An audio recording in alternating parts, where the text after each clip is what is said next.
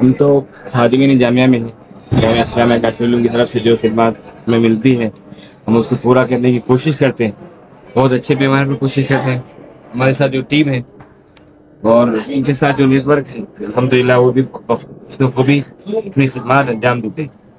इसका जो मुस्बत पहलू जिसके ज़रिए से हम न सिर्फ मुसलमानों को बल्कि आलमी इंसानियत को ये मैसेज देना चाहते हैं कि हमारे अकाबरीन, हमारे असलाफ, जिन्होंने हमेशा ऐसे अदब के खिलाफ कलम उठाया है जो अदब तहरीत की तरफ और जिनसियात की तरफ, हैवानियत की तरफ ले जाता था, उस अदब के रुख को इन्होंने मोड़ा है और साले अदब तामीर किया।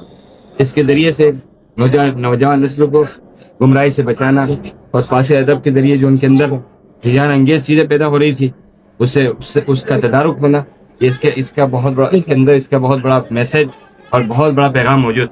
हम शुक्रगुजार हैं हुसैन वालों के भी और अरबाब जामिया के भी और जिम्मेदारान की भी कि इतना बेहतरीन इजलास मुनक़िद हुआ। अल्लाह आप लोगों को भी जज़ाए खैर अता फरमाए, आने वालों को भी जज़ाए खैर अता फरमाए। आमीन। जामिया को, अरबाब जामिया को और इनके सरपरस्त आला को और सारे उलमा को कबूल फरमाएं।